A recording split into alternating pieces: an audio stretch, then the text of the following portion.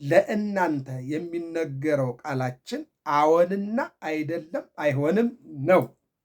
አሁን ጋር እውነት ከሆነ እውነት፣ ሐሰት ከሆነ ሐሰት፣ አይሆንም ከሆነ አይሆንም፣ ከዚህ ውጭ አይደለም ማለት። አሁን ሰው መኖር ያለበት በዚህ ነው። አዎን በቃ አዎ ይሆናል፣ አይደለም አይሆንም፣ ይሆንም አይደለም አይሆንም ብሎ መዝጋት ነው። ይሄ የእግዚአብሔር ሐሳብ ነው ብሎ ቁጥር 18 እና 15 ላይ የምናገኘው ኃይለ ቃል ነው። ቅዱስ ጳውሎስ ነው የተናገረው ማለት ነው። ስለዚህ አሁን ይሄ የጥምቀት በዓል ስናከብር ይህን ማስታወስ ያስፈልጋል። ከእናታችን እንደተወለድን በጥምቀት መወለድ እንዳለብን፣ ወንዶች በ40 ቀን ሴቶች በ80 ቀን መወለድ እንዳለብን ነው። ይህም አለ እግዚአብሔር የሰጠን ነው። ምንድነው? ወለደነ ዳግመ እማይ፣ ዳግመኛ ከውሃ የተወለድነን ከእግዚአብሔር የተወለድነን። ስለዚህ እግዚአብሔር ግን የታመነ ነው። ለእናንተ የሚነገረው ቃላችን አዎንና አይደለም አይሆንም ነው አለና ዘጋው። ሁለተኛ አንደኛ ዮሐንስ ምዕራፍ 2 ቁጥር 22 ላይ ደግሞ ሁለተኛው ዲያቆን የሚያነበው መልእክት ነው። ምን ይላል? ክርስቶስ አይደለም ብሎ ኢየሱስን ከሚክድ በቀር ውሸተኛ ማን ነው? ክርስቶስ አይደለም ብሎ ኢየሱስን ከሚክድ በቀር ውሸተኛ ማን ነው? አብንና ወልድን የሚክድ ይህ የክርስቶስ ተቃዋሚ ነው ይላል። ይሄ ደግሞ ዮሐንስ ወንጌላዊ ነው። ዮሐንስ ወንጌላዊ እንደምናውቀው አንድ ወንጌል፣ 3 መልእክት፣ አንድ ራእይ፣ 5 መጻሕፍትን የጻፈ ነው። ይልቁንም ደግሞ በቀራንዮ ከጌታ ጋር ተገኝቶ የጌታን መከራ የተቀበለ ነው። አዎ ሲገረፍ ያየ፣ ሲሰቀል ያየ፣ ሲቸነከር ያየ፣ ሲወጋ ያየ፣ ሲተፋበት ያየ፣ ሲሞት ያየ፣ ሲቀበር ያየ፣ ሲነሳ ያየ ነው።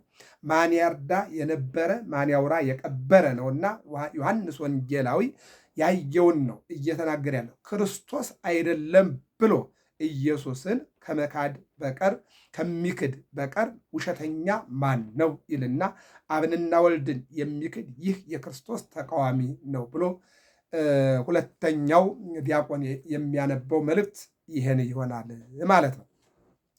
ከዚህ ቀጥለን የምናየው ምስባክ ነው። ምስባኩ በመዝሙር 117 ቁጥር 27 ላይ እግዚአብሔር እግዚ አስተራየ ለነ ግበሩ በዓለ በትፍሥሕት ለያስተሃምምዎ እስከ አቅርንቲሁ ለምስዋዕ የሚለውን ቃለ እግዚአብሔር ደግሞ እንመለከታለን።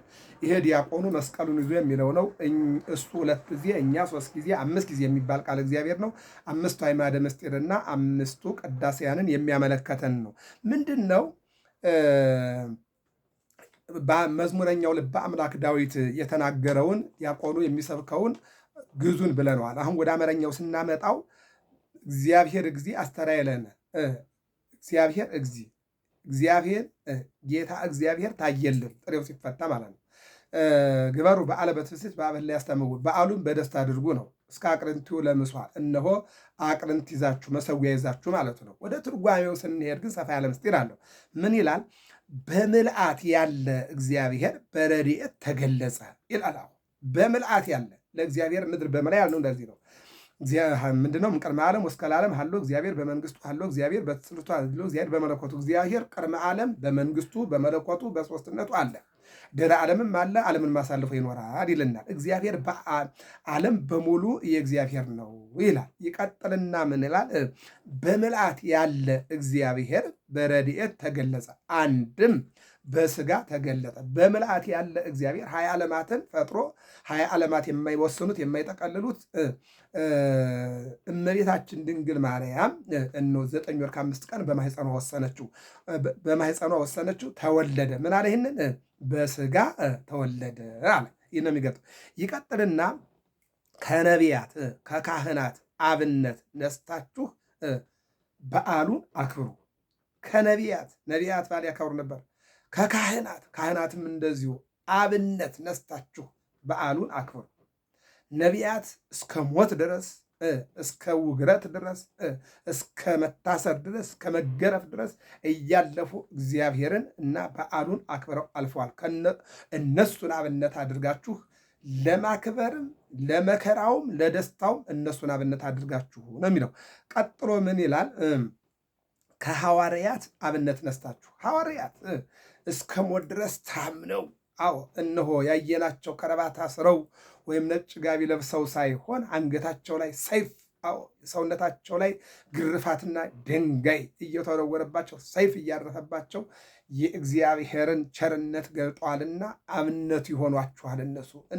እናንተ በአደባባይ በዓል ታከብራላችሁ፣ እነሱ ግን በአደባባይ ተሰቅለዋል፣ ተገርፈዋል። አዎ ጴጥሮስን ስታዩት ሮም ላይ ተዘቅዝቆ ተሰቅሏል። ጳውሎስን ስታዩት ሮም ላይ አንገቱን ተሰይፏል። ጊዮርጊስን ስታዩት ፋርስ ባቢሎን ላይ አዎ 4 ጊዜ ሞቶ በሰይፍ ሲወራረድ ታገኙታላችሁ።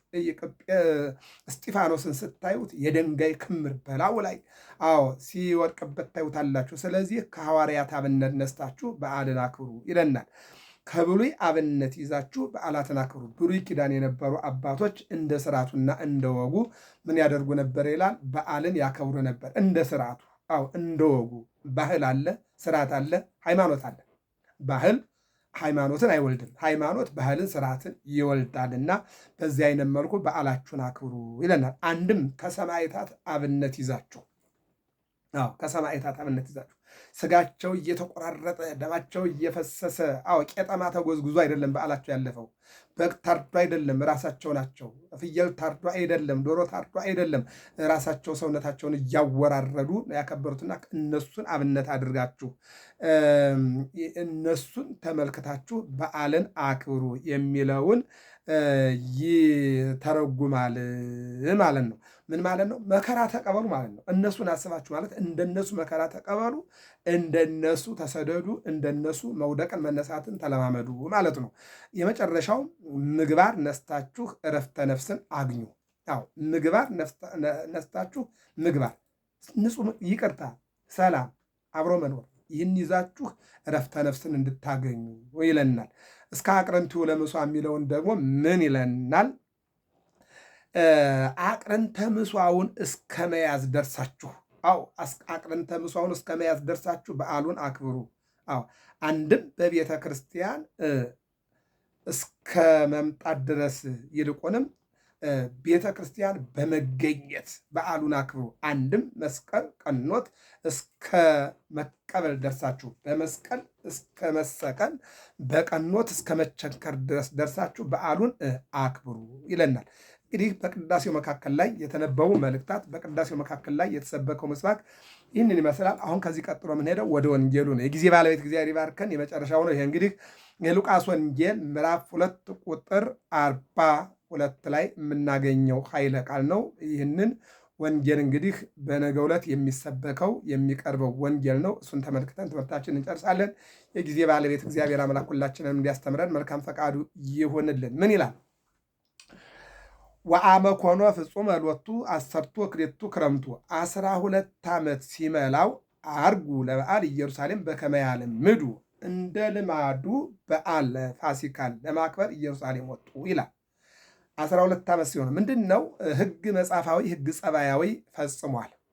ፈጽሞ ሕግ አስተዳይ ጋር ሕግ መጻፋዊ ማለት በ8 ቀን ግዝረት፣ በ40 ቀን ቤተ መቅደስ፣ በ12 ዓመት ወደ አደባባይ መውጣት ነው። ሕግ ጸባያዊ ማለት በየጥቂቱ ማደግ ነው። እንዘ ይትዔዘዝ ለአዝማዲሁ እየታዘዘ ማደግ ነው። አሁን 12 ዓመት ሲሆነው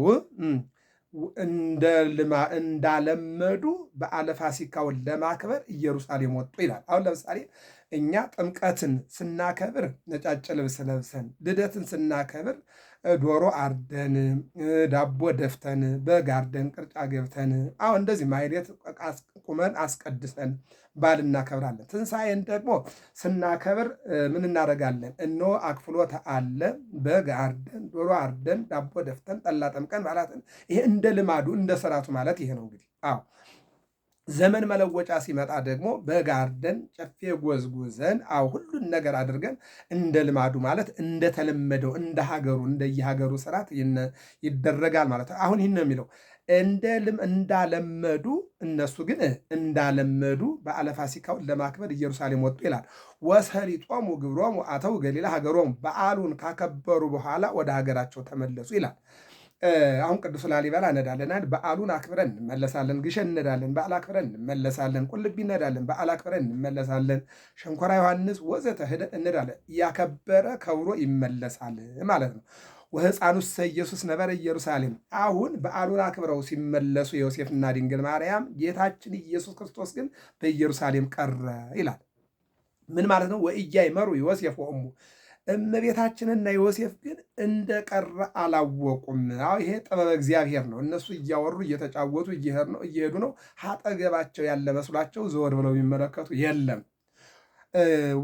ወይ መስሎሙ ከመ በፍኖት ሀሎ ምስለ ሰብእ በፊት ከሄዱ ሰዎች ጋር ያለ መስሏቸው ነበረ።